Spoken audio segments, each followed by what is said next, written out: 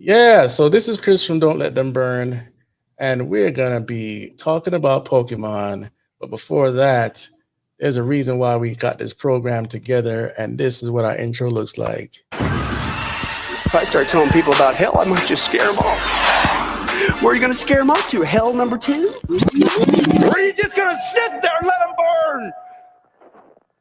All right. So it's me and Danny Zimmerman. How you doing today, Danny? I'm great, Chris. How are you? I'm good. For those out there that don't know about this channel, Don't Let Them Burn. Going to give you a couple ways to search us out, seek us out. And that's here. Obviously, you're watching on YouTube, so this is our YouTube channel, and we have all sorts of programming: Hollywood Matrix, Paranormal Shift, Game Invaders. This is what the first Game Invaders look like. We spent 2 hours or so talking about the demonic in video games, and also you can jump on Parler with us if you don't know, or if you're not joined Parler. It's not what the mainstream media is saying, but here we go. It's don't let them burn, one word. You can find us there. Give us a follow. This is our Teespring store with the mugs and shirts and whatnot. You choose to your liking, and you can help us create our documentary and get more equipment, get a better studio. You can also join us on what is that called? My goodness, Patreon. You can join us on Patreon. You can also see us on Facebook, broadcasting live there. We're on Twitch, we're on Periscope, and we're also on Rumble, but Rumble doesn't live stream as far as I know. We're also on BitChute. So, we are where we are needed, okay? And we're not going to spread ourselves too thin, but thanks for all your support, people that have purchased some shirts or whatnot. Thank you for that. And anyone else that shares, give us a like, subscribe. We are not just one format, as I'm trying to show you here. We get political. We're born again Christians, so we talk about Jesus. We talk about the paranormal. We talk about Hollywood. We talk about gaming. We talk about symbols, strange things, UFOs, all that stuff. But we put it in a biblical context so you can get a grasp of what's going on. So with that, we are going to get into the games again, me and Danny, and we're going to be talking about the situation going on with the Pokemons. And so this is episode 2. And, Danny has a lot of experience with this. I've never really played it that I can recall. I never had a affinity for Pokemon or Dragon Ball Z or any of that stuff, except for I used to watch some anime and a little bit of manga, but I used to watch a lot of anime, and we could talk about that another time. But this coincides with all of this, so we have some stuff ready to show you. And I've seen people in their 50s playing Pokemon Go, and I was very surprised at that. I was like, wait a minute, you didn't play video games, but you like Pokemon Go? That's strange, right? So, yeah. Just let us know how it all started for you, and first introduce yourself to the audience, and let's go. Hey everyone, I'm Danny. I'm from Brooklyn, New York. One of the hearts of the enemy. Yes, this New York City. And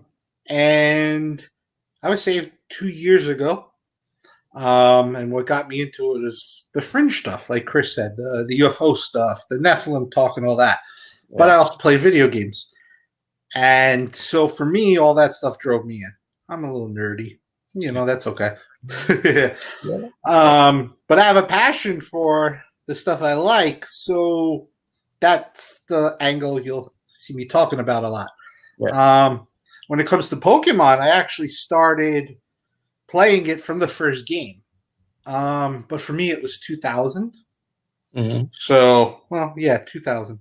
When I really started playing, 99, 2000. The franchise itself started in 98. The game was released.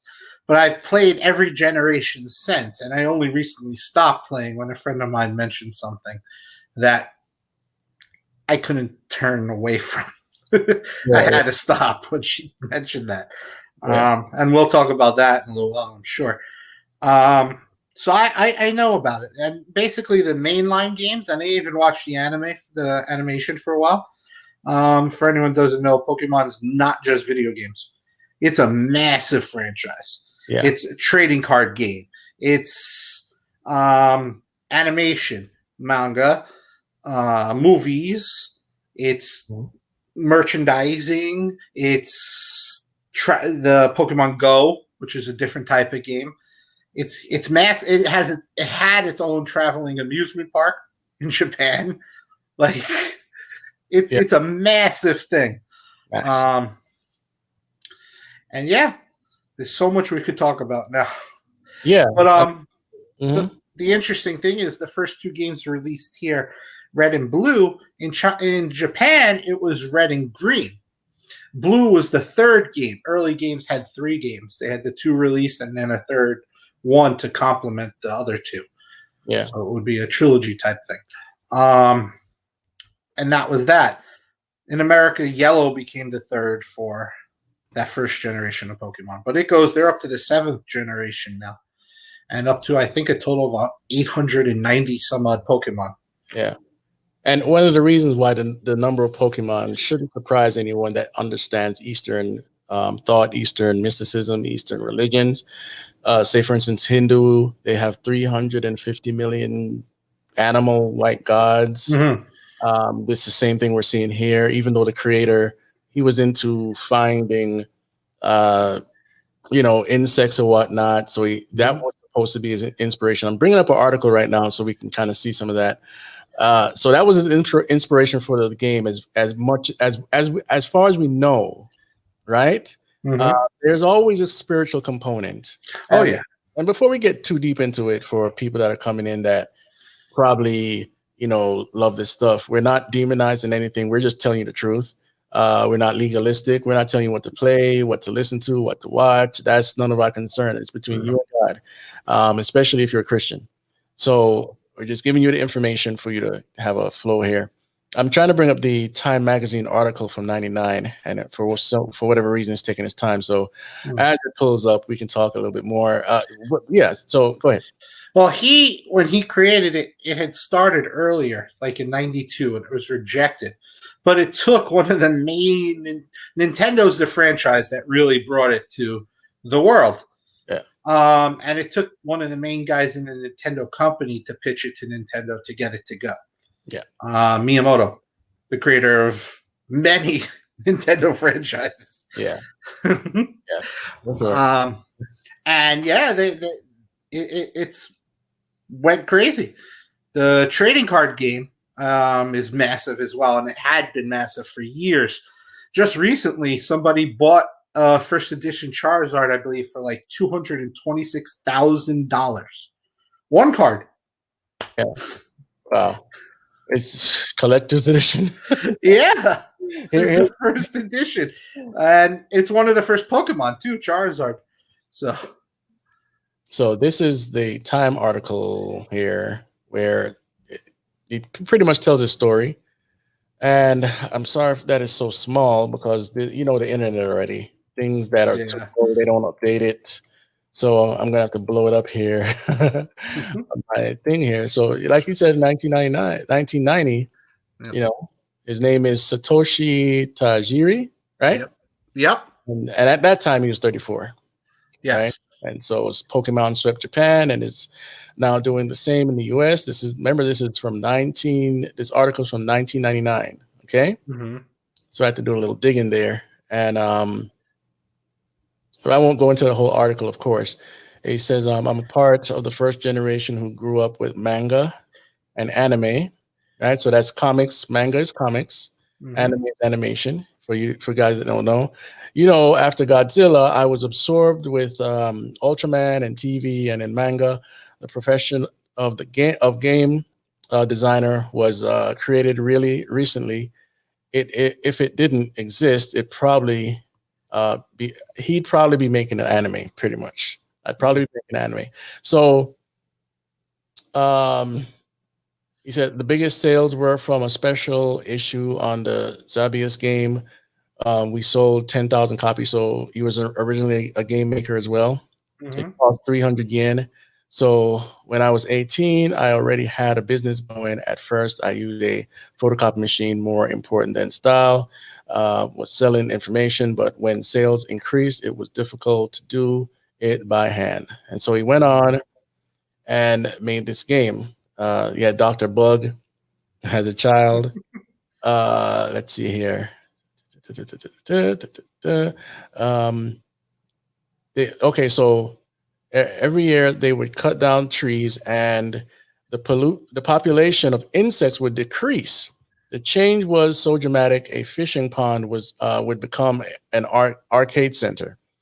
And Time asks, "You like bugs?" And he says, "They fascinate me. For one thing, they kind of moved funny. They were odd. Every time I found a new insect, it was mysterious to me." So you can see allusions already to him, you finding the Pokemon and him, yeah, right? Yep. So, and the more I searched for insects, the more I found. If I put my hand in the river, I would get a crayfish. If there was a stick over a hole, it would create an air bubble and I'd find insects there. I usually took them home. As I gathered more and more, I'd learn about them, like how some would feed on one another. So I stopped bringing them home. But I like coming up with new ideas, like how to catch beetles. In Japan, a lot of kids like to go out and catch beetles by putting honey on a piece of tree bark. My idea was to put a stone under a tree because they slept during the day and like sleeping under stones. So in the morning, I'd go pick up the stone and find them. Tiny discoveries like that made me excited. Sorry. So that made it into the game too. One of the ways of catching a specific Pokemon was putting honey onto a tree and attracting the Pokemon. One of the later games. It wasn't one of the originals, but one of the later ones. Yeah. And so here they pretty much asked him directly, did you get the idea for Pokemon from these insects? And he says, yes. Places to catch insects are rare because of urbanization. Kids play it inside their home now, and a lot had forgotten about catching insects. So I had. When I was making games, something clicked, and I decided to make a game with that concept. Everything I did as a kid is kind of rolled into one. That's what Pokemon is. Playing video games, watching TV, Ultraman with this capsule monsters. They all became integrated ingredients for the game. All right, so we don't need to go much further than that. No, yeah. That's the thing too. First of all, Pokemon are called pocket monsters. They condense pocket and monsters into Pokemon. Yeah. One of the mechanics in the game that you saw with the Ultron thing, it said capsule monsters. He wanted to call it that in the game instead of pocket monsters, but because of copyright reasons from the Ultraman, they couldn't, so they had to change it. But the concept of putting them into balls, Pokeballs, stayed with the game. Yeah, because that's how you catch Pokemon. They give you these Pokeballs that are able to keep the species of Pokemon inside. Yeah. And so let's define a couple things for people. Depending on the dictionary you go to, the term monster usually goes back to some demon or some mythology, sea monster. Right now I'm on Webster, but they don't have all the full definitions here. There's more. So anyway, mythical monster, whatnot. So usually when you go even further, it starts to tell you what monsters really are. They're not anything malevolent. All the time they're benevolent, right? And so, wait, do I have that wrong? They're malevolent. Malevolent. A lot of the monsters are malevolent, not benevolent. Not malevolent. Right. There you go. Yeah. I picked it up. Sorry about that, folks. So yeah.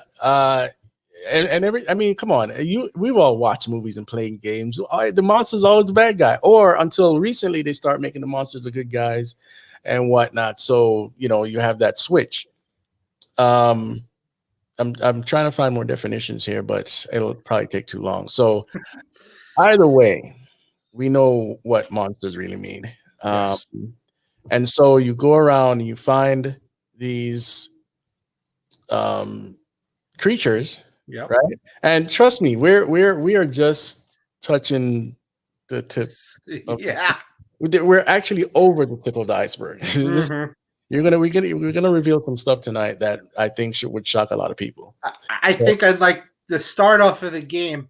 Besides adding the Pokeballs from the capsule monsters, you're a young person. This is like a 10-year-old going and traveling a specific region, going around to collect monsters by himself.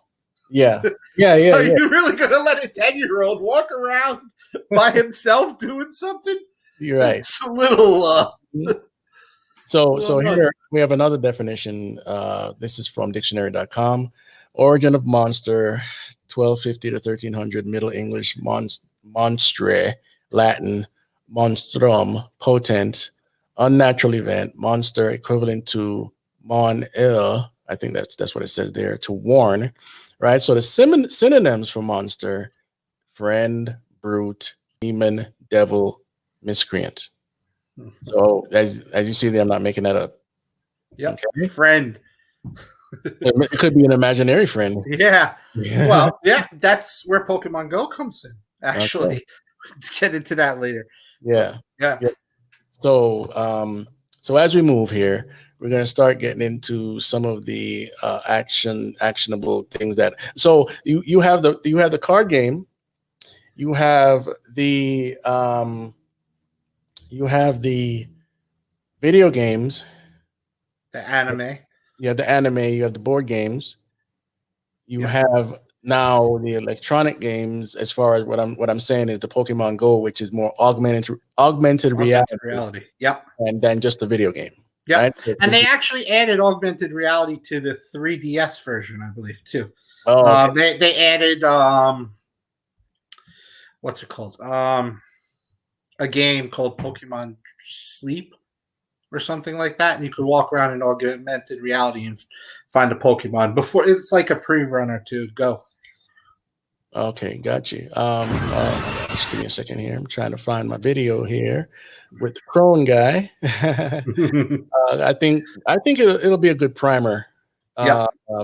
Before we get into the other stuff, let me just find this really quick here, guy. Keep talking, and I'll bring it up. Okay, so.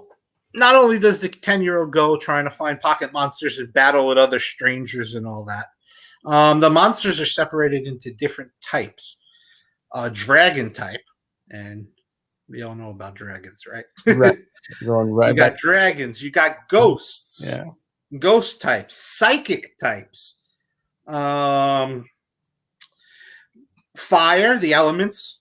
Fire, grass, earth, rock. Air, flying is what they're called, the air ones.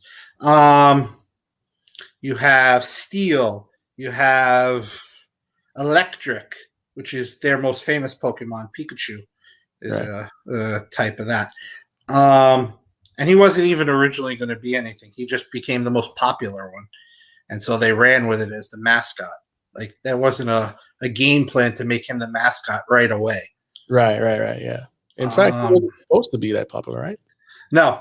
Pokemon itself wasn't originally that popular. What happened was they added the 151st Pokemon, Mew, into it. And then they released a contest on who can get Mew because it wasn't readily available. He was written into the game, but you couldn't catch him. Right. Okay. So they created a contest, and then more people bought the game, and then it started getting more popular. So, yeah. And one of the original in the games is called Mewtwo, and he's a genetically engineered Pokemon. Okay. So you got that whole manipulation of genes in there. You got the typical things that fit in with biblical stuff, too. Right. Yeah. Okay, so let's go to this video real quick. This is about 5 minutes long, folks. So bear with us as we start uncovering what we know about the past and the future of this game. Pray, do you read the Bible? No, I haven't done that all day. One more time, just before you go to sleep, what do? Turn on that news. I can't sleep. I wonder why. Isn't that crazy? What are you putting in here? I'm not saying live in a cave and keep your head in the sand, but come on. Let's get back to where you want some peace. Get back in the Word of God. Put that in your brain. right? And but this issue with this stuff, that's just a anime, that's just a neutral thing, and it's one of those gray areas. No, it's not. I don't care if it's anime or whatever it is. Is it right? Is it excellent? Is it praiseworthy? Is it true? Don't put it in your brain. Otherwise, you're not going to be peaceful. Now, video games. 2 of the biggest video games that they got going on that, believe it or not, is pushing this, okay, is this one. The first one is Pokemon. Pokemon, which stands for Pocket Monsters. Okay. The other one, this one's for more little kids. Okay. The other one is the Yu-Gi-Oh. Okay. That's more for the teenagers. But listen to this. Pokemon, you might think, oh, Pokemon, that was cool back in the 90s and 2000s. Nobody plays that anymore. Well, listen to this. Pokemon is the second most successful and lucrative video game business franchise in the world. Huge, huge thing. It's only second to Nintendo's Mario franchise. Okay. Big, massive deal.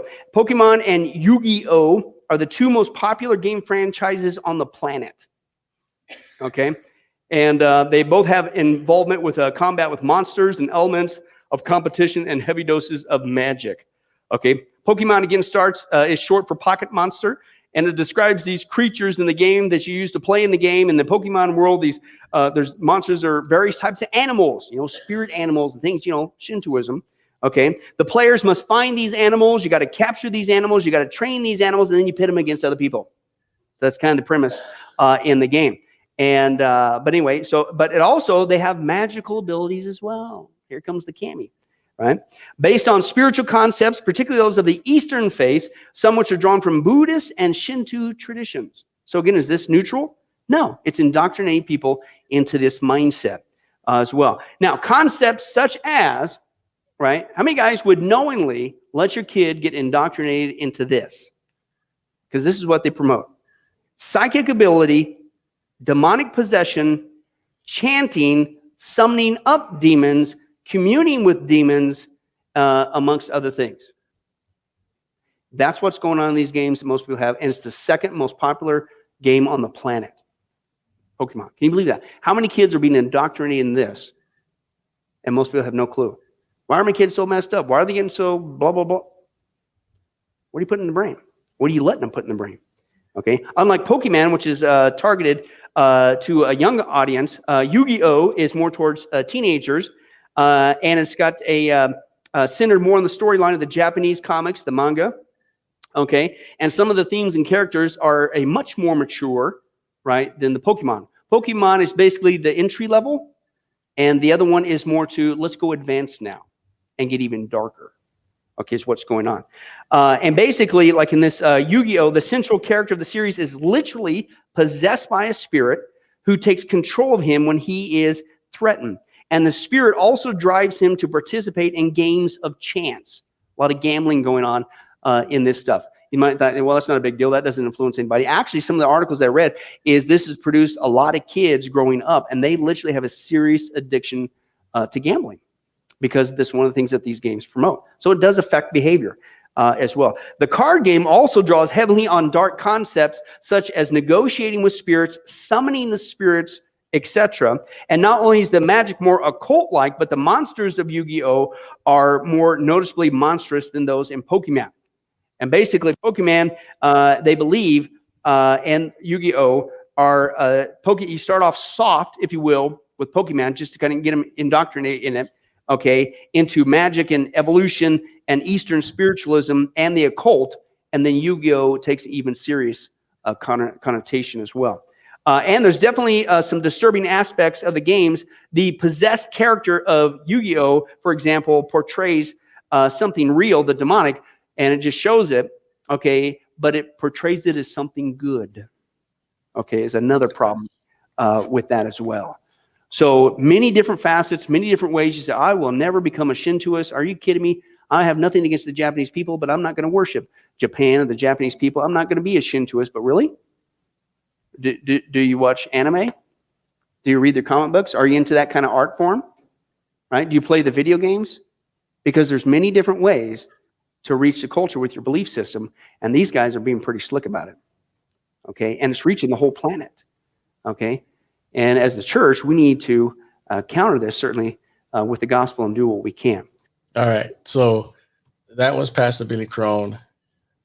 from the Buddhist study that he did in world religions, cults, and the occult. So you can find that on his website, getalifemedia.com.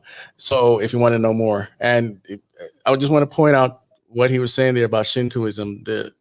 The Chinese people and the Japanese people, they believe that they come from the gods. They believe they're pretty much separate from the rest of humanity. So that's why you'll find some racist stuff or whatnot, because they think they're higher than everybody else. I mean, it's the same tool that every form of racism does, you know. Mhm. So you got to understand that why you see so many demigods and whatnot coming out of that system through the anime and the manga, because even the stuff dealing with demons having sex with women, it's in there too. I mean, I used to watch this stuff like crazy, so I'm telling you. So anyway, as we move, you have any commentary on what you just And heard? actually, yeah, there's a Pokemon that they specifically named Spirit Tomb. So they're not hiding that. They're talking about spiritual stuff. Right. They name it Spirit Tomb. Yeah. There are articles I'm going to bring up dealing with some of the stuff that encapsulated what was going on around the time of the Pokemon Go experience. So I'm going to be bringing those up as we continue. This boiled over into the tech issue regarding augmented reality, and some of these. Okay, it's going to sound weird. Okay, some of these spirits are able to come through the device. I know how far-fetched that sounds. I get it, but it's not. And I'm actually going to bring up some articles that talk about that. So go ahead. That's actually what got me to stop playing. I have a friend. And I was at her house one night, and for whatever reason, I mentioned Pokemon, and someone who I had heard in the past say it's demonic. And she's like, "Yeah, dude, it totally is." And she was telling me, and I know I trust her, and I know she can see into the spirit realm things. I know she can see things. She knows when spirits are around and stuff. And so she was with her friends, and they were playing Pokemon Go in the house. And she goes, "You want to find one? He's right over there."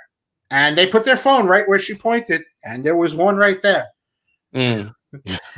After she told me that, I would never touch the game again. and never. Some of the articles I'm going to bring up are pure secular articles, not some Christian website. So there's no agenda. This is secular stuff. And, these people are giving warnings. And maybe not even on the level that we're giving them, but still it's a warning, right? Mm-hmm. So one of them is this. Let's see here. All right. So this was back in 2016. And it said Pokemon Go on decline. Reports say as Japan has first death related to the game, right? 39-year-old farmer was playing the game while driving a small truck in Tokushima Prefecture on the island of Shikoku. He struck two women while they were crossing the road, killing 72-year-old Shikiyo, I don't know, man, whatever, and breaking the hip of 60-year-old Kayoko Aikawa. Go told Tokushima police that he had been playing the game while driving, and Kyoto news agency reported, "I was driving, playing Pokemon Go while driving, so I didn't really see what was in front of me." The police broadcaster NHK quoted the driver as telling police when he was arrested. So this is not the spiritual connotation yet, but it is in another sense, because you're just inundated with this thing, and you want to drive while you're playing this. Yeah, you're not aware of your surroundings at all. Pokemon in general is very addicting. There was one of the games that I played. My time on the game reached the max that it would count. Mm-hmm. So I played it so much, it said 999.99 hours. Oh boy, yeah. And it was past that because it wouldn't count anymore. It's addicting. But I think when you were talking about Pokemon Go, it's separate from the original games in that it's on the phone and it's an app where well, now it's added so much. You could battle and stuff. But originally it was going around trying to find Pokemon out in the world in so many different places. And when it first came out, it was such a craze. People were running. There were reports of finding a specific Pokemon in a certain area, and people would leave their houses and run to go to it to try to catch it and stuff. But on their phone. So it wasn't like in the game where you're walking around a town in some region. And the regions in the games, I know it's off topic from what I'm saying, but they're based on different actual city areas. Like the Black and White game was based around a New York-like city. This most recent one was based around Britain and other areas of Japan in the other games. But so Pokemon Go, you're walking around in the real world with your phone out, and there's Pokemon supposedly around, and you could catch them. So it's really like spirits floating in the air. Right. Yeah. And you can see them on your phone. Like they'd be in a specific spot. Like I'm sitting in my room right now. Yeah. One would be on my shelf, or one would be on the air conditioner, or whatever. That's creepy to me, man. Yeah, right? And I stopped playing that early on. But when it first started, me and my brother-in-law and dad were fishing. And we weren't catching anything. So me and my brother-in-law started to walk around the park where we were. And it's dark out now. This is like 10:30 at night. You got little teenagers walking around the park trying to find them. And we're finding them too while we're walking around. And it was like everyone was talking. Oh, did you find this? There's something over it. That's how popular it was. And it takes you over. It is still. Yeah. It does. Like, Call of Duty took over my life for a minute. And Halo 2, Halo 3. Mm-hmm. It got bad when Halo 3 came out. Then I switched from Halo to Call of Duty. Mm-hmm. And from there, I haven't even stopped playing it in the sense of like I'm not addicted anymore, but I purchased the games. But before, it was like all day, all night. Yep. And those games are addicting. Yeah. Pokemon, though, has a separate addiction because there's collection. There's the RPG-like elements, not really RPG, but you are training the Pokemon is what they call it, so they can evolve. There's evolution in that. Right. Evolve to a different species, a stronger species. Yeah. And then more godlike. Yes. And then later mechanics came around where they made what's called mega evolution, where you needed this specific stone, and certain Pokemon, 48 of them, I believe it was, can mega evolve only for one round versus when you regularly evolve in the game. Yeah. It's permanent. Yeah. And it made them stronger and their appearance different and all sorts of stuff. Yeah. And then this past one, it was different. They made you massively big and you went into another realm to fight these ones. Yeah. So you got the portal thing, dimensions, it's all in there. Everything. And of course, to say it again, these Eastern mysticism, and not only there, it's in other cultures as well. You have spirit guides. These are spirit guides. And most of the spirit guides you're going to see are not always humanoid. They're usually animals. Okay. Just like in yoga, when you yoga means to yoke with the spirits, the animal spirits. And the gurus, the god men, they say that you can't separate Hinduism from yoga and yoga from Hinduism. They're one and the same. It's a spiritual exercise. And so when you do these stretches, usually there's some snake pose or dog pose or crane, just like in the martial arts. The martial arts are directly connected to that. But that's a whole nother story, a whole nother show again. I did do some 2 years ago, something like that on martial arts. And I had somebody's testimony on there. And then we showed the spiritual energies and all this other stuff that goes along with it. So you can check that out before, because we probably won't do another one of martial arts in a while. So, but let's go back to the original story here. This is IGN.com. It's kind of like a liberal video game channel. So yeah, video games, movies, all that stuff. Very, very, very leftist, but for this purpose. On that picture you have, there's two specific ghost Pokemon. The one on the left looks like Pikachu because his thing is a disguise. It's an actual ghost. And then that's Ghastly. That then turns into Haunter, and then turns into I'm losing his last name. The third evolution. But they're ghosts, and that one's called Mimic You, the one that looks like Pikachu, because it mimics another Pokemon. Like it will mimic another one. Yes. Yeah. Yeah. Okay, so I'm right here. We're trying to show you the craziness that's going on with addiction. The first one says Olympic gymnast generates $5,000 phone bill playing Pokemon Go. Now that's some dedication. Yeah, that's crazy. I don't think I've ever had a phone bill that went over $300. Okay. Let's see. Battery pack sales double thanks to Pokemon Go. Iranian authorities ban Pokemon security concerns. Yeah, that's an irony, isn't it? Yeah, and it was some serious concerns too when you start to read other articles about that situation. Yeah. Let's see. Niantic, Nintendo, and Pokemon companies sue over Pokemon Go players trespassing. And that's interesting because those Pokemon would show up on other like stores and other people's property and stuff, and the people would just go into their property without permission or anything just to catch a Pokemon. Absolutely. Let's see. Man falls off pier while playing Pokemon. It's not funny, but it's like it's funny. You know what I mean? I mean, how ridiculous can this be? You're searching for these things that technically don't exist, and you're gonna kill yourself to find one. You fall off a cliff, run into people, kill people, and most people don't know this stuff is really out there. You know, these things happen. And so that's why I'm bringing up these articles to really get you guys prepared for what we're going to reveal later. Okay. Some really spiritual, my gosh. Gosh.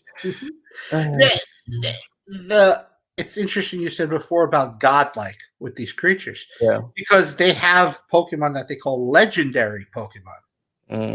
So it's almost like they're a tier above. They're godlike. Yeah, absolutely. Just like when we were talking earlier about the X-Men, you have the regular X-Men, which none of them are humans, none of them. And then you have the Omega level mutants, which are more godlike, like Professor X. He's really a godlike being. But they don't play him up that much in the movies and whatnot. But when you read the comic books, it's pretty clear. It wouldn't make much for a movie if Professor X was allowed to do what he really could. Oh, yeah. Yes. You shut everything down very quickly. Okay? Yeah. So what's this now? 25 ways businesses are reacting to Pokemon. Well, I think we have to go through a slideshow there. I don't want to go through a slideshow. Let's go to the next one. Is Pokemon Go even legal? And so it goes into some security concerns. Let's see. King would not be surprised if someone eventually contested it in court. See, the biggest concern is that you're getting a ton of people out in public that would not otherwise have been out there. Josh King, Chief Legal Officer of Avo Legal Service to IGN. They're interacting with each other and interacting with the physical environment. And so all of the laws that apply in the real world still apply, even though you've got this augmented reality situation going on. And so people are trespassing and whatnot, you know? Yeah. And some of them do not care. No, not at all. Not at all. Yeah, so we're crossing all sorts of barriers. And this won't be the only game that does this stuff, okay? No. There'll be more and more and more. So just there's a good example of evolution on this. If you go down, there's Charizard on the red dragon. Oh, yeah. Right, that. And below that is the evolution before him. Below the last one. That's Charmeleon. And then he evolves into that red dragon Charizard. Okay. So yeah. I just thought I'd show the evolution part. Yeah, might as well as we keep going. Hope we don't lose you guys, because I know Pokemon is not the breaking news of the day. You know, all that stuff is. It's very popular still, and people are playing it still. Yeah. It's not going away. So it's this popular that they put it in the Harlequin Suicide Squad. comic book. Comic book. Her playing it. Wow. Yeah. So we're just showing you how far it reaches, even though there's nothing holy about Suicide Squad. Okay. So Oh no. it's bad too. So anyway, as we move, I have a shaman testimony. Like this cursor just wants to go slow today. Shaman testimony and testimony about other people dying from this game because of their stupidity. So I'm sorry, I'm not afraid to say the word stupid when it's in the right context. So here's one. Armed robbers use Pokemon Go to lure in 9 different victims. Wow. All right, this is from 2016. Say the O'Fallon, Missouri Police Department issued a statement stating that a group of armed robbers has been arrested after using Pokemon Go to lure victims. All right. Let's see. This morning at approximately 2 a.m., we responded to the report of an armed robbery near the intersection of Highway K and what's that? Fees Road, whatever that is.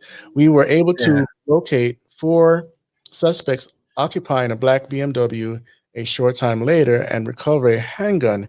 These suspects are suspected of multiple armed robberies, both in St. Louis and St. Charles counties. It is believed these suspects targeted their victims through the Pokemon Go smartphone application. Many of you have heard of Pokemon Go, but for those that have not, it is a type of geo-catching game where you find and capture Pokemon characters at various locations. If you use the app or other similar type apps or have children that do, we ask you to please use caution when alerting strangers of your future location. Many of you have asked how the app was used to rob victims. The way we believe it was used is you can add a beacon to a Pokestop to lure more players. Apparently, they were using the app to locate people standing around in the middle of a parking lot or whatever other location they were in. Right? Yep. So, according to Gizmodo, 9 victims in total were caught up in the Pokemon Go related string of robberies. So, we don't have to go further than that. So, that's a robbery situation. Anything you want to say about that, real quick? Nah, that's nuts. How anyone would fall for that is. Yeah. But what people, it's like something with technology. People lower their guard. It's like you get on Facebook and now you want to tell the world everything you do, including picking your boogers and plucking your toenails. You know, they want to say everything. Yeah. And to be honest, when I first got on Facebook, I didn't know what to do, what to say, whatever. So I was like, okay, walking my dog. You know, stuff like that. Then it just dawned on me, like, what am I doing? Yeah, letting people know you're not home. You know, yeah, and people were getting robbed by their friends. Yeah, friends. Yeah. What happened is they would say, "We're going on vacation," and the next thing they come back and their house is empty. I'm like, and they find out it's the friends that robbed them. I'm like, okay, so this is more dangerous than so. So with this now, you're going around having fun. You think that everybody around you is a good person that's playing this game, and next minute you got a gun to your face. Mm-hmm. No street smarts, no critical thinking, and that's the same thing going on in politics right now today. So, oh yeah. Oh man, yeah. So, you know, the world within tech, within the games, within politics, the world that people want to be ushered in is just scary. I could point out one difference between that and what's going on now in the country.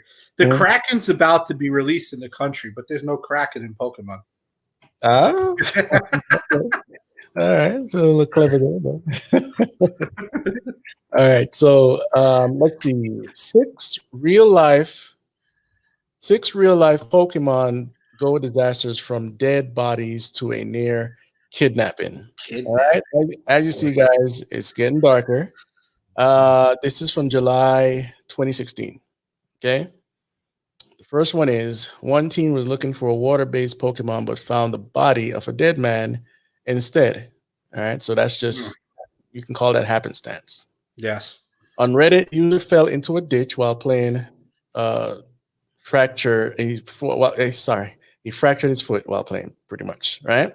Yeah. And I think that's the same, related to the same one before. Sometimes these Instagram pictures are gone. Sorry, guys. While a 26-year-old Brooklyn woman named Moria burned herself with hot coffee while trying to capture a Pokemon that appeared on her scrambled eggs. Oh my God. See, they appear everywhere. But these injuries aren't so bad compared to what happened to this Redditor, who was almost abducted while searching for Pokemon in the wee hours of the morning. And the picture's not there. That post must be gone. But he almost got what? Abducted, right? Yeah. I'm a morning person anyway, but to go in the wee hours of the morning just looking for Pokemon, it's a bit nuts. Yeah. The game is Squirtle. inspired a little organized crime in Missouri. Oh, the same thing. The robbers. We don't have to go over that again. And finally, the competitive game is leading to some reckless behavior. Let's see what the reckless behavior is, since you can't see the picture. The game includes a message in the loading screen warning players about the potential dangers of playing a video game out in the real world. Pay attention of your surroundings. You never know what beautiful or interesting things you will see while playing the game. Maybe they should have added also just chill out of people. Wait, also chill out people. Oh my goodness, please. Anyway, so they didn't show what it was. I guess it was in the picture. And those posts are gone. So as we move, I'll bring up the next article and continue going down the dark rabbit hole, because I think you're going to really be surprised. I keep saying that I don't want you guys to leave because of this. Yeah. It's not everyone's cup of tea, but it's definitely something that's video games, while you might not play it, are played by so many people, and knowing this information could be a way to help people and get them to hear the truth. Yeah. Now this next article, I'm not sure if it's an SJW type article or not, because it has to do with black men, this and that, getting killed by police. But we're gonna go there anyway. Let's see what it says. Boom. Let's see. Warning: Pokemon Go is a death sentence if you are a black man. I don't necessarily believe that, but let's see what's saying.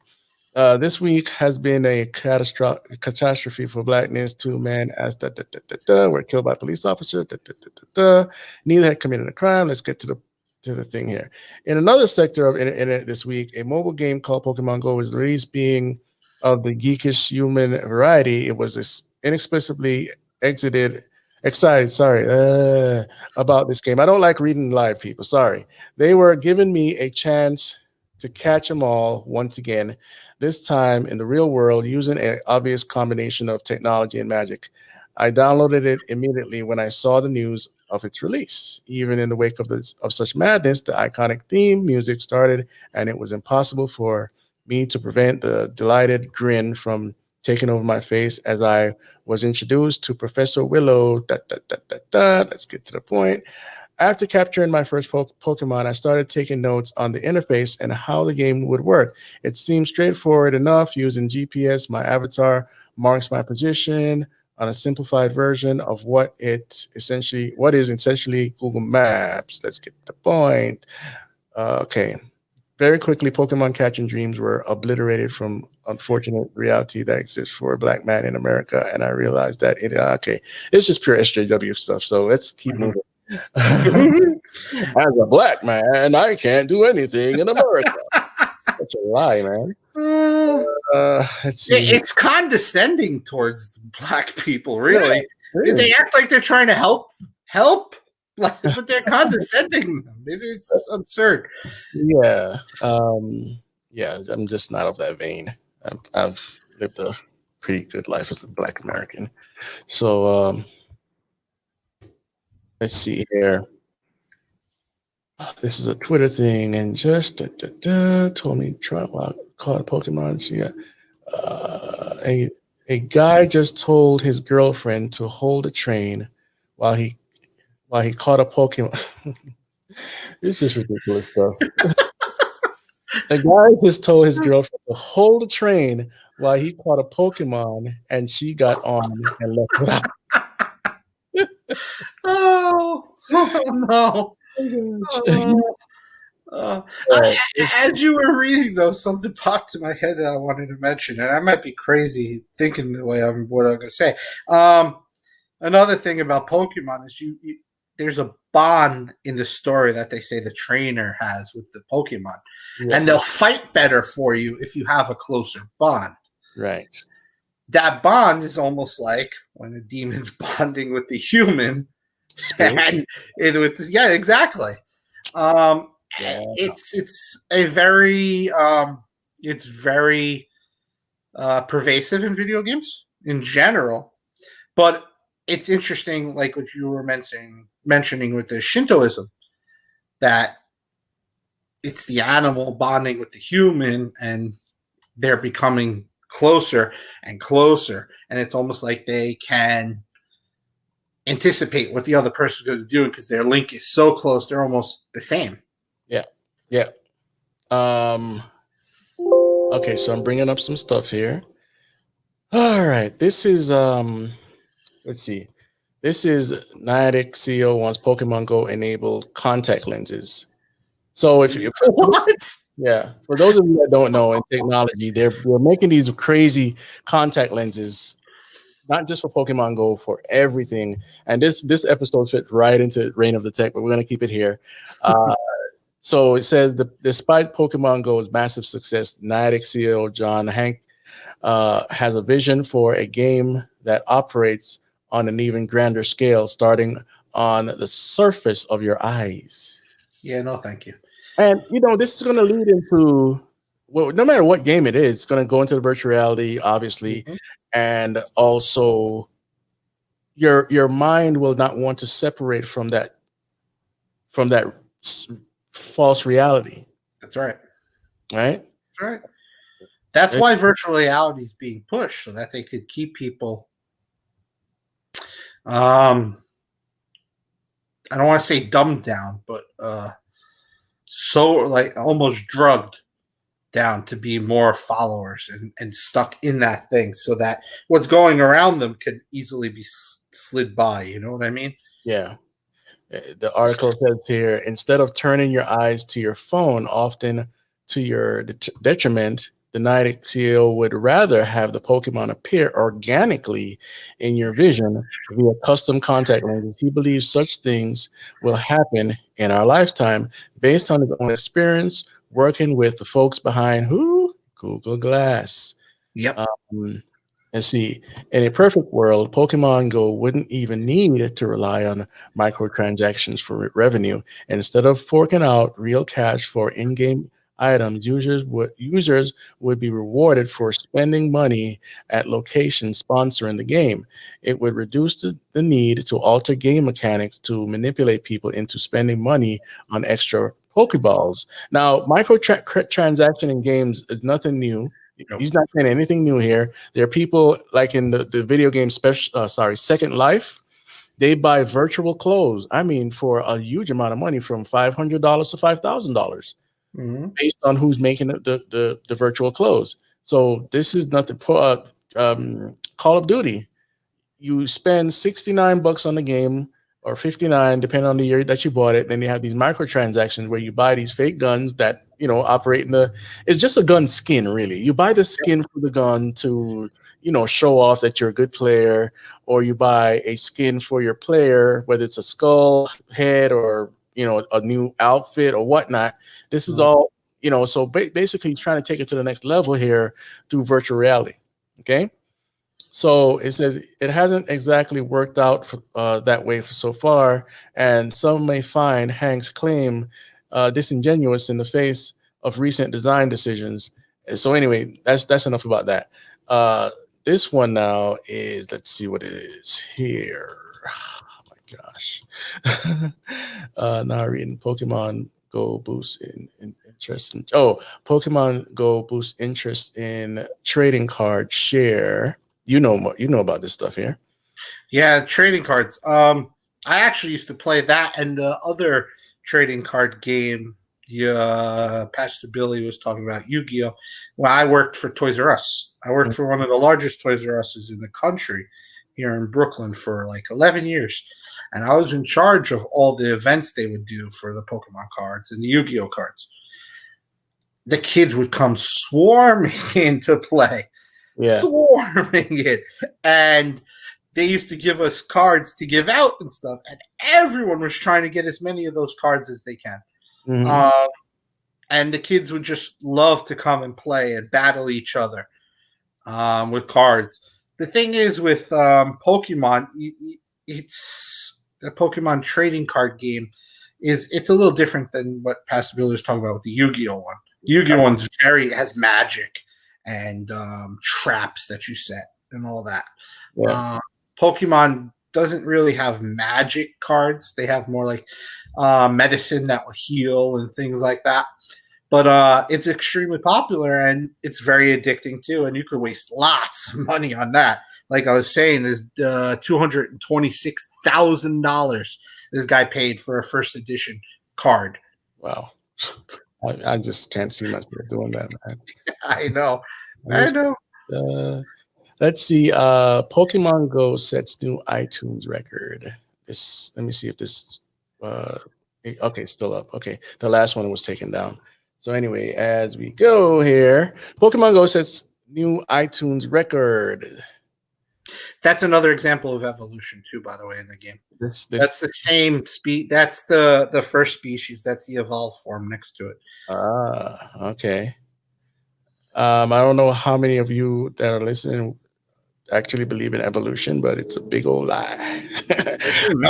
Let's say it says shortly after it launched in the United States, Pokemon Go quickly became the App Store's top grossing and top free app. The new creature collecting game made such a splash that it's doubling sales at some business and turning the heads of other game studios, with Ubisoft saying it's very impressed by Pokemon Go, blah, blah, blah, blah, blah.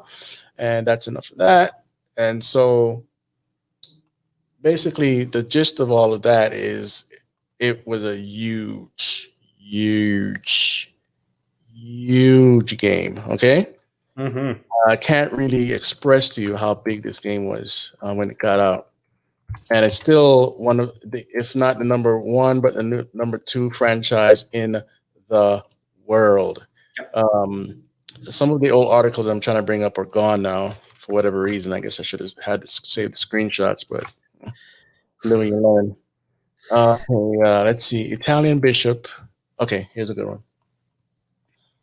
Italian bishop mounts a campaign against diabolical Pokemon Go. Comparing the popular children's game Pokemon Go to Nazism, an Italian bishop has threatened legal action against the company for turning its legions of smartphone-carrying players into walking dead. Walking dead. Now, remember, people have died playing this game. They've gotten robbed and all sorts of stuff. I'm not going to go read all this in the article because we have a ways to go, and I don't want to belabor the point of getting to the seriousness of what we have to unveil. Right? So, let's see. What's Pokemon? Charisma. Is Pokemon evil? Pokemon Great Millennial Life. Let's see what Charisma has to say.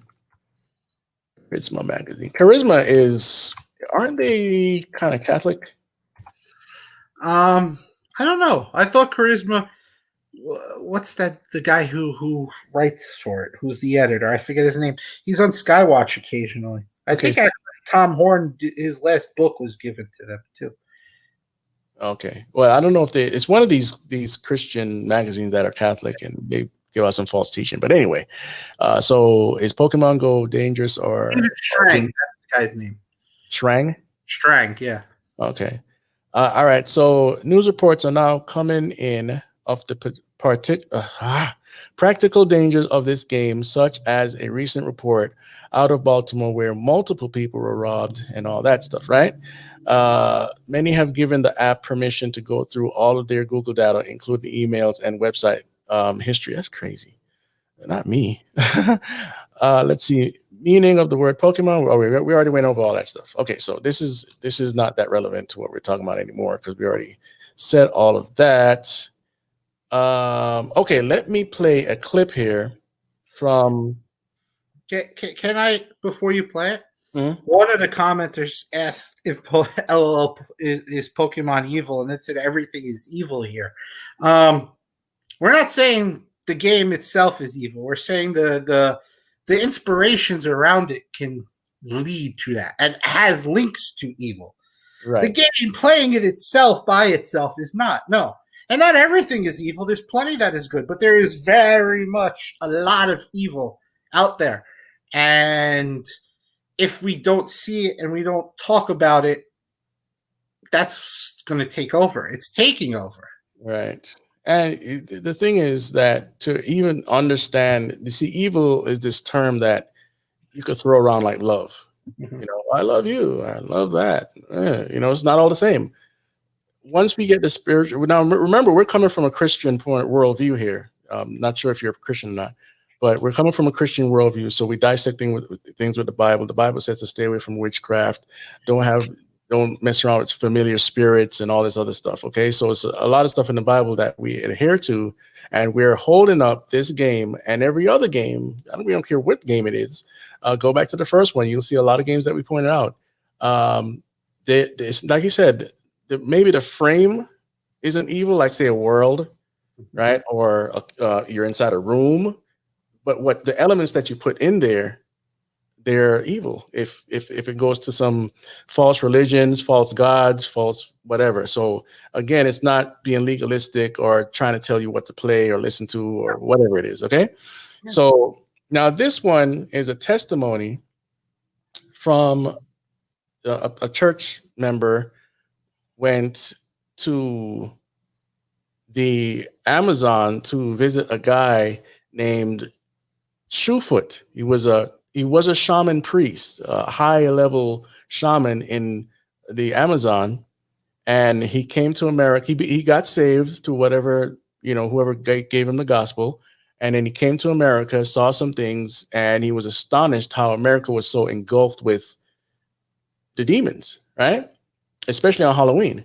And so this person here went back to Shoefoot. Shoefoot is now dead, but he went back with a Pokemon book, and you'll hear the testimony here as I begin to play it. And you're gonna, you know. Many years ago, I'm going to read this to you. This is from Mike Dawson, who is a missionary in the jungles of South America. And there's a guy down there who just died. His name is Shoefoot. That's what we call him. And he worshiped Satan at one point. I'm going to read. These are words from Mike, not from me. As missionaries working with the Yanomamo, I'm constantly reminded that when it comes to spiritual matters, I'm not the expert. Shoefoot was an ex-witch doctor. He accepted the gospel of Jesus Christ many years ago when my parents first started working with the tribe back in the early 50s. Although still a young man, when they arrived at the village, he was a witch doctor of considerable fame.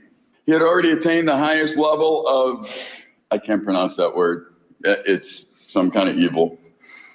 Or the English translation is child eater.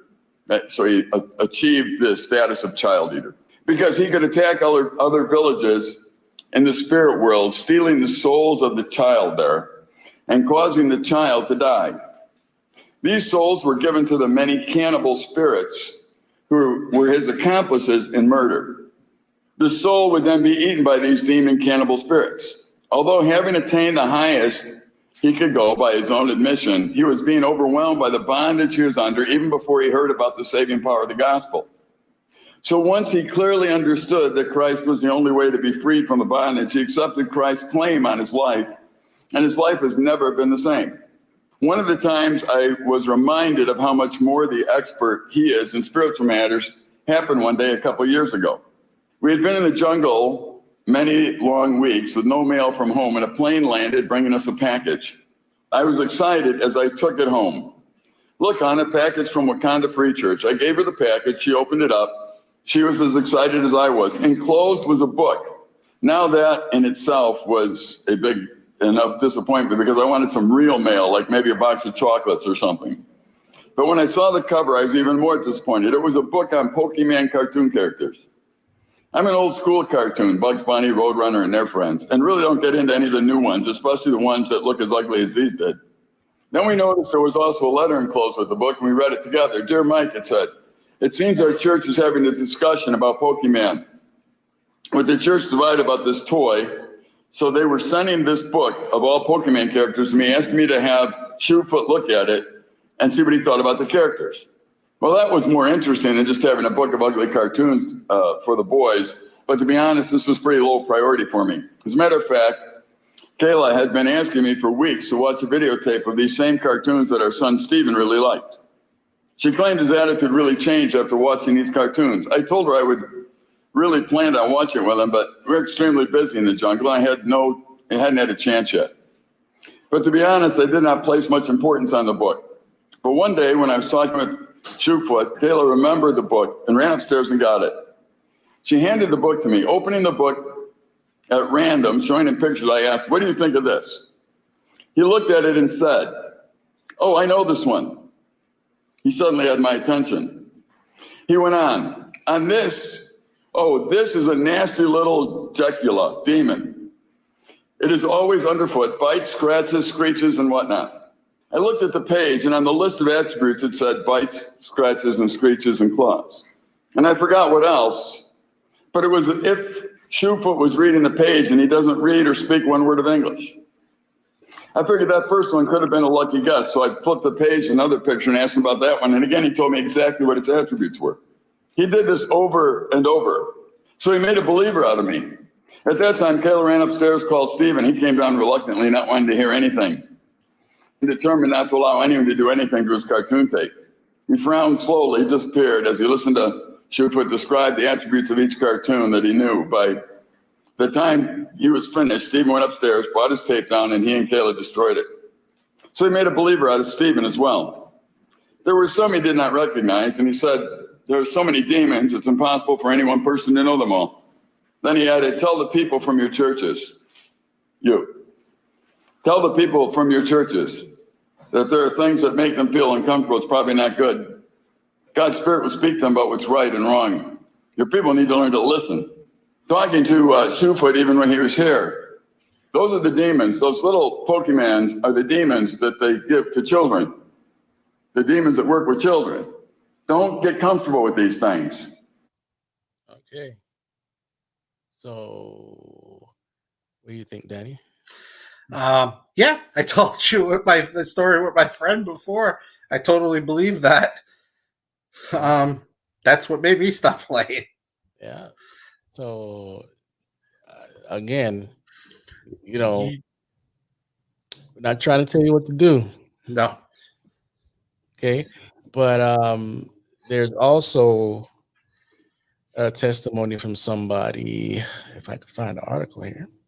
Basically, people, okay, so if you ever heard of the Tetris effect, the Tetris effect is basically when you can't separate reality from the game. It's so embedded in your mind right now, whether you go to, so some people, they go to sleep, and what happens is they'll see giant Tetris blocks chasing them.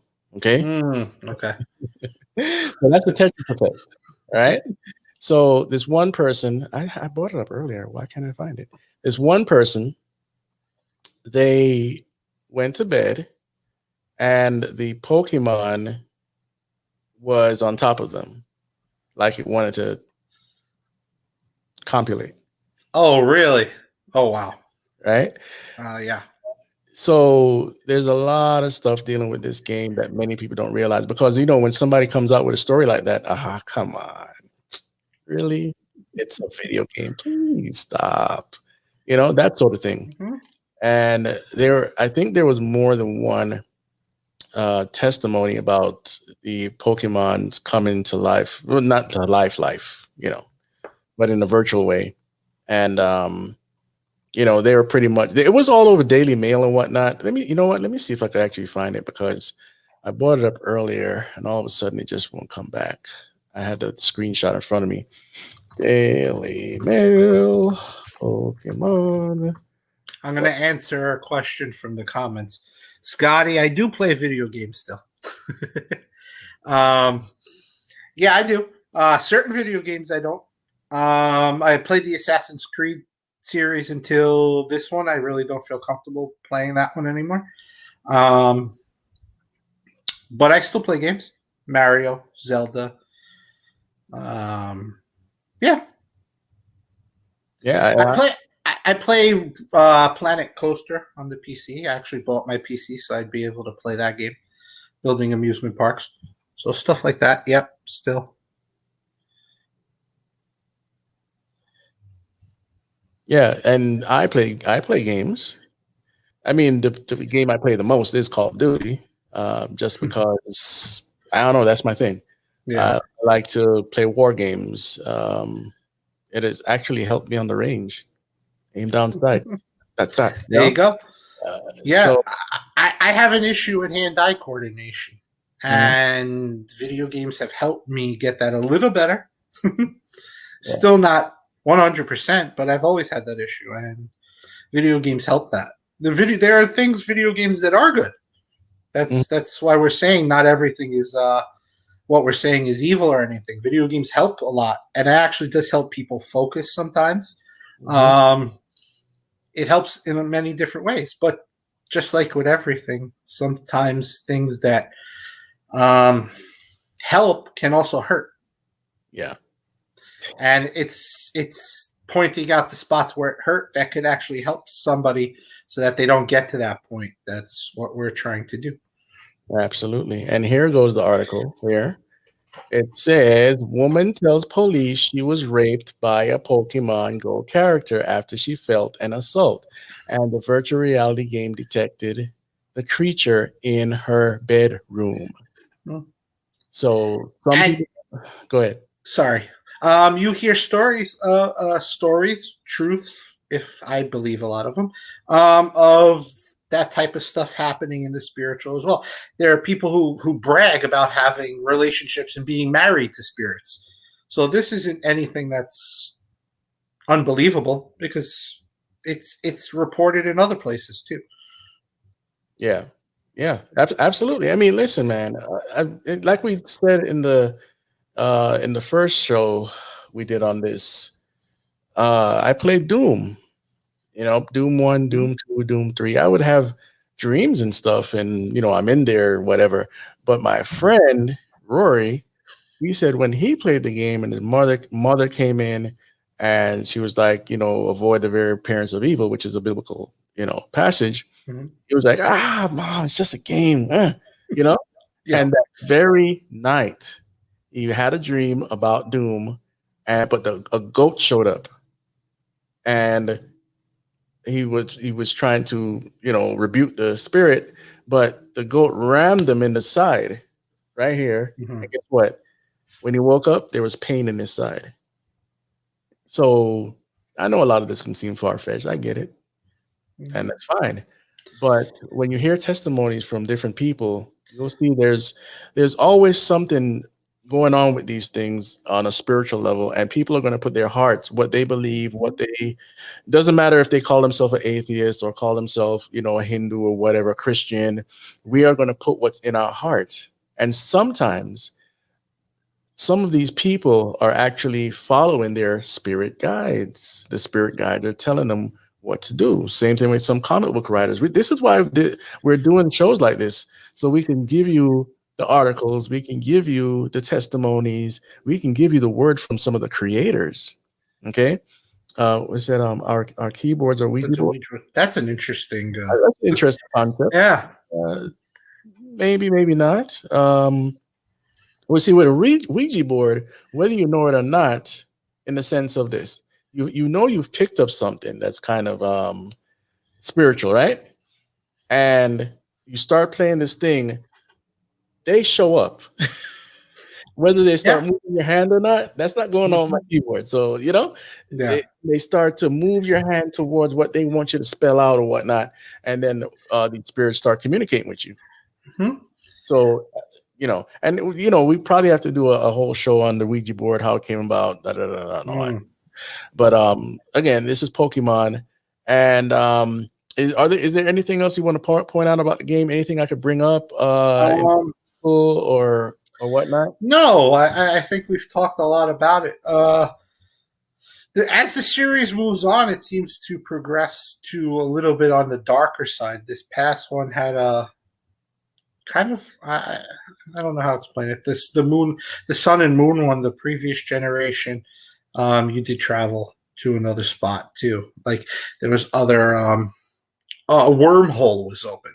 Oh, so more portals. So more portals, yeah. And these other Pokemon came in that were stronger and stuff. So it's basically it's the same concepts that you see in other things that are like in so much stuff. Mhm. I did want to say something though. Anyone who's listening who is a Christian, it's not hard to believe in the supernatural because we believe Jesus rose from the dead. We believe he was born of a virgin and walked on water and all that. So if you could believe that, you could believe the other stuff too. Yeah, pretty much. I mean, we're dealing with a supernatural world. Even in Buddhism, and I don't agree with Buddhism, okay? I'm a Christian. But even in Buddhism, they tell the readers in the thing Bhagavad Gita or whatever it is, that the reality that we exist in is much bigger than we think, right? And so this is why people try to get into the nirvana and all this other stuff to try to seek more secret knowledge. They want to have a more spiritual experience, and this is like Pokemon is like weed. It's the gateway drug. That's right. That's right. And it gets you to the other stuff, like Pastor Billy was talking about with the Yu-Gi-Oh cards. Yeah, Pokemon, and then you get into Yu-Gi-Oh, and Yu-Gi-Oh is all magic and mythic dragons and demons and all that stuff. There was one card called Dark Magician. I mean, that was an elf. Yeah. So, and even though this game supposedly started from catching bugs and whatnot, come on, man. You have to know that they put so much stuff in there that they have to know what they're doing. Mm-hmm. They have to know. Look at this demon. Yep. Come on, man. The guy has something in his chest. It looks like a little portal. He got monster hands and whatnot. I mean, I don't play with something like that. That one's called Hoopla. That's a ghost. One? No, the one you just clicked on. They have a special move called Phantom Force, I believe it was. Or no, something whole. And it created a hole in, I guess, space-time where it was able to go out on the other end and attack it and stuff. And yeah. That's portals of them coming out. Yep. The spiritual realm connecting to ours. This is repeated in so many games and films. Stephen King's Dark Tower. Okay, have you ever seen the movie? I've heard many people talk about it, but I've never got into Stephen King much outside of Under the Dome and I didn't read the JFK book.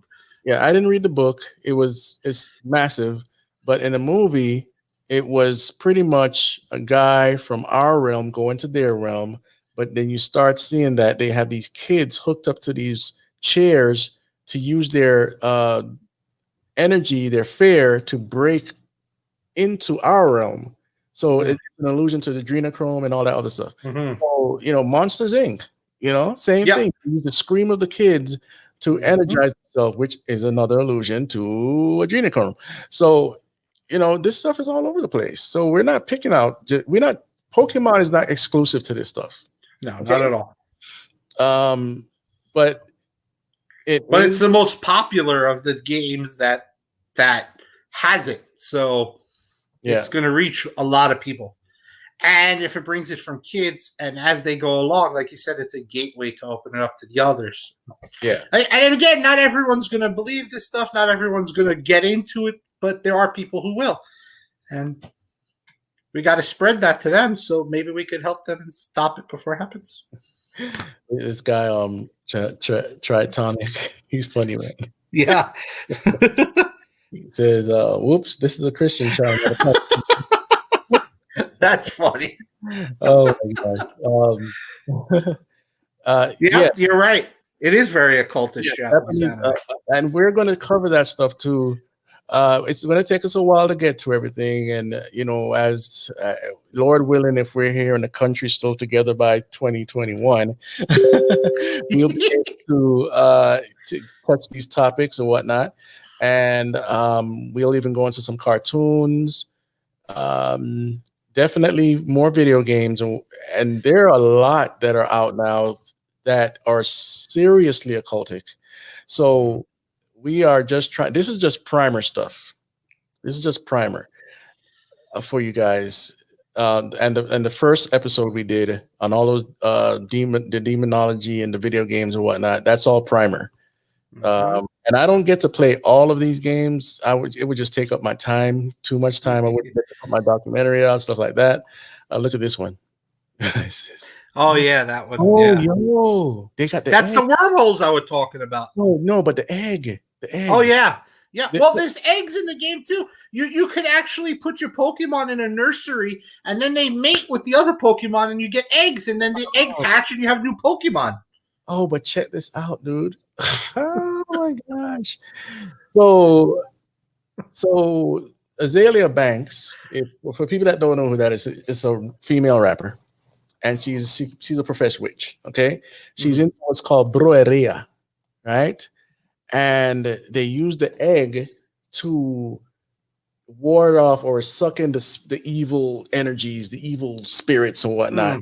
And somebody the other day, I can't even say who it is, told me that someone came, they're a Christian, some stranger came around them, said that, oh, you have negative energy and all this new age stuff, right? And it came around them with an egg and started to do their little mystical whatever. But she said that what happened is, they opened the egg and the egg turned black.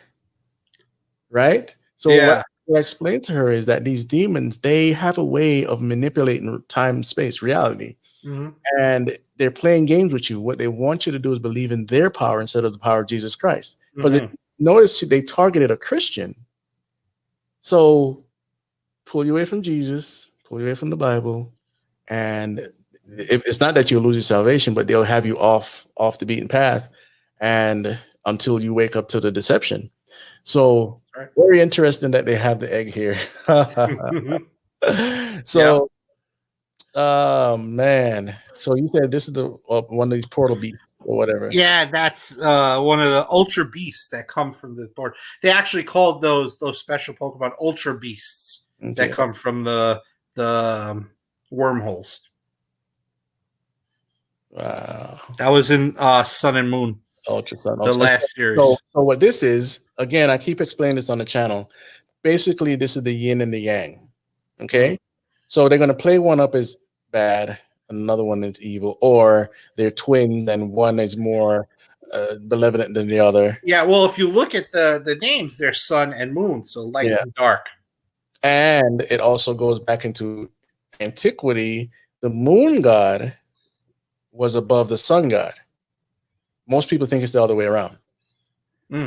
I think Enki was one of them. Marduk.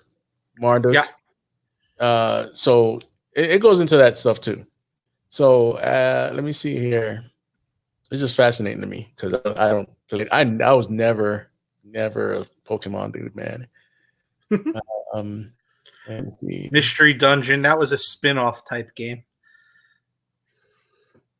Okay, we have that's just straight up Japanese right there. It's probably one of the original games, huh? Or something newer. That looks like Mystery Dungeon. It's the same type of thing. Mystery Dungeon is not one of the main games, and there's the packs and stuff. Yeah, they have so many cards. I have my godson. He loved the game. He's gotten a little older. I don't think he loved that trading card game. He had so many cards. That's all he wanted for Christmas. His birthday is actually around Christmas, so his birthday / Christmas. So tell me, should know this. Tell me about the ball. Tell me about this Pokemon ball. Okay, so they actually at first it was just 3 types. It was 4 types really. There was the regular Pokeball. There was a what's the second one called? Anyway, and then there was an Ultra Ball, and then there was the Master Ball. The Master Ball, you only got one in a game, and that was you automatically catch the Pokemon. with the Okay. Master Ball. As the games have gone on, they've added different types: a friendship ball, a heal ball, a love ball, all sorts. Yeah, you see all the different ones now. Yeah. Basically, that's just the thing that the Pokemon stay in when they're So not battling. That's what you use to catch them. You throw a ball at it after battling. yeah. So it's like Doctor Who's time machine. You can or the weapon from Ghostbusters where you could trap the demons, Yeah, kind of. Yep. right? Yeah. You could trap as many demons as you want in there. Well, each ball only holds one. Only knows one. Okay. Yeah. You All have to have multiple. And in the game, you can only have 6 with you at a time. And the rest of them go into a box, a Pokemon box, that will store them. Okay. Gotcha. See, that's why I need you on the channel, man. I don't know. Interesting. Interesting. And that's its only function. Yes. Okay. All right. Any other materials we'd like to point out? No, I think we've talked a lot about it, and it's. Let me look at some of the board games. Go ahead. No, that's okay. Yeah, we've talked a lot and brought it up. I just wanted to focus on that portal thing because that's in everything now. Yeah. Yeah. Other dimensions, all that, it's in there, just like with everything else. And the evolution, which evolution has to be reminded of people to draw them away from the truth that we didn't evolve. Right. Yeah. You always have to have that in there. Yeah. So I mean, these are things that we've been repeating for the last hour and a half. Evolution, spiritual beings, spirit guides. What else? Take it pretty much. They're attracting the kids because the kids are always the first to be, whether it's through the God of the Bible or through Satan's kingdom. The kids are always first because what comes out of that generation leads the next generation. Yes. Right. Exactly. Yep. That's why you see a lot of the BLM people, the Antifa, the what else? The New Age, the United Nations with their initiative. They're going after children first because they need the older folks to pretty much die off. Yep. So that they can bring in a so-called utopia, world utopia, which is really a dystopia according to the Bible. Mm-hmm. What? Speaking of the die off thing, wasn't there one of Biden's staff members talking about how once you live past 75, there's no use for living past 75? That you don't. I think I heard that somewhere. It's a UN initiative. Yeah. Oh, yeah, that's right. Yeah. UN. Yeah, globally. So, but most people won't see it as it is unless you really explain it to them. So, do any of these cards? I'm not trying to stretch this. I'm just asking a question. Do any of them resemble tarot cards or anything? No. It's just the creature. It's just the different pocket monsters and that type of stuff. I've never seen one that represented a tarot card. Okay, cool. All right. Well, I guess that's it for Pokemon. Yeah. The deception of Pokemon. All right, and I think we point out enough. And be careful of the stories that say that the original creator had a Christian family and he hated them so much he wanted to. That's the reason he wanted to make the game.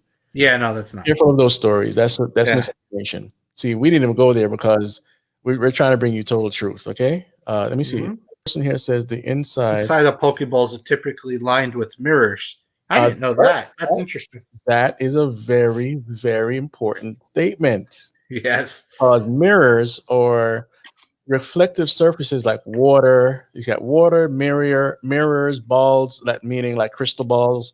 Anything reflective is indicative of how you can call up spirits. Reach into the spiritual realm. In witchcraft, it's called scrying. Yeah. So like in Lord of the Rings, you had the balls where you could see into different regions of Middle Earth. Right? Exactly. In Disney, you have mirror on the wall. Yep. And it's a spirit in there. Yep. Rafiki actually was able to use water in The Lion King too. It's water. Yes, water is very important. Say any reflective surface. You remember Chronicles of Narnia, the third movie. I saw it, but I don't It remember. wasn't that great, but there's Yeah. a part in it where Aslan is talking to the younger folks in front of like a tidal wave that wouldn't crash. Remember that? It's the Yes, same actually, yeah. spiritual connection thing there. And then they went over to the next world or whatever. But yeah, so it's all that symbolism, and it takes a long time to unravel. MT Cali makes a good point. They do look a lot like the Illuminati card game. Yeah, like the way their shape and the structure of it. It does look like that. Yeah. And is that coincidence or not? We don't know. But very interesting stuff. The thing is, whether it's a video game or a card game, it's about how deep you get into it. Because I remember people used to talk about Dungeons and Dragons all the time. I've never played the game, but some people I've seen online, they still play it or whatever, but they never go into the spiritual aspects. But I've heard of people getting possessed while playing it. I can't prove that, but those are the testimonies. Yep. So it doesn't matter if it's a video game or a regular card game. In fact, here's a fun fact for you guys. Our what do you call them? Playing cards. Playing cards that you see here. They were derived from a tarot card deck. That's why I asked that question. Okay. Somebody from Europe, I think somebody from Europe bought the tarot cards to China or someplace, and that's where these type of cards were developed. Then they were bought outside of that region, and now we play them. And what's funny is Nintendo, the company that actually this franchise belongs to, started out making a game of playing cards. Yeah. Not the ones we know, but a different type in Japan. Yeah. And so see, we're not demonizing playing cards. You can go ahead and play your exactly war or whatnot. But it's interesting finding out the origins of some of this stuff. Now, I'm not going to play with tarot cards now. No. But these aren't necessarily teaching you the occult. Okay, you're just trying to have some fun. Some people go too far with gambling and whatnot. So there's that. If you guys have any questions for Danny, might as well say it now because it's almost time for us to wrap. It's an hour and a half already. Black scrying mirrors. Yep, that's right. Black scrying mirrors. If they have any questions, I could give one of my email addresses too. No problem with that. So it's going to be DJ Zimmerman 81@yahoo.com. Okay. DJ Zimmerman 81@yahoo.com. All right. Somebody said something here.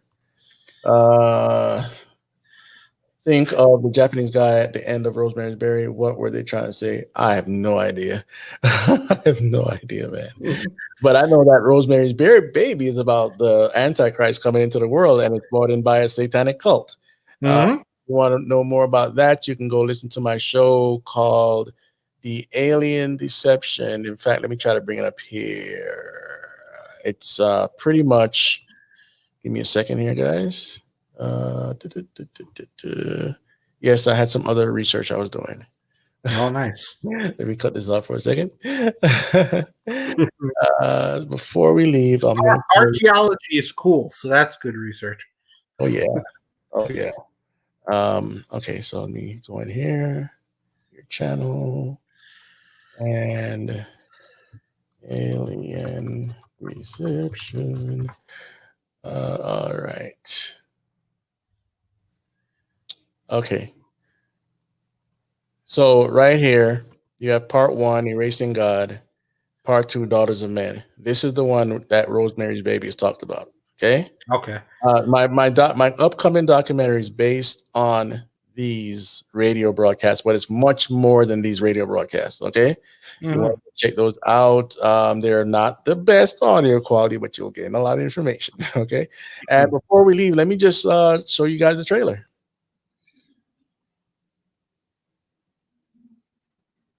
If it ever plays. All right. I want you to think of a time when you had control over your mind. Now think of a time when you let anything into your subconscious.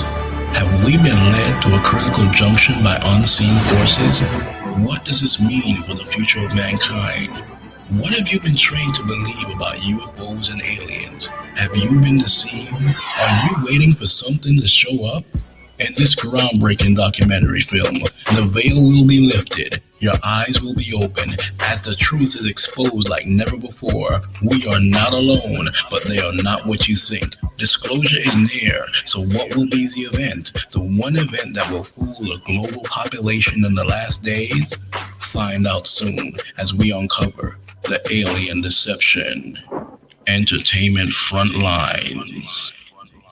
Yeah, that's my little trailer. I'm trying to get this documentary out to you guys as soon as possible, but all I can say is it'll be ready when it's ready. So again, so thank you, Danny, again for joining me No problem, brother. on the show, and Yes, it was. I know we're gonna have a lot more fun in the future because we got cover. Oh yeah. Uh, All right. thank you guys for joining us for this Yeah, everyone. Thanks. edition of Game Invaders. Spread the word, pass it around, like, subscribe, share. Let other young people know that we're talking about video games from a Christian aspect. There's not, I don't know of any other channel doing this. So you could come to somewhere unique, and you can agree, you cannot you can disagree. It doesn't matter as long as we have the conversation, and it opens you up to a new reality that you probably didn't expect was even there. So again, so remember to preach the gospel. Amen. People, if you are not saved and you're watching this program, there is salvation through Jesus Christ. We are all born in sin. He came from glory, from his throne, to become like one of us so that he could sacrifice himself on the cross for all of us. And from there, 3 days later, he resurrected. And that is the basis of Christianity. You believe that. You reach out to God. You believe that. And we're not talking about a superficial mental belief. Oh, There it's the heart.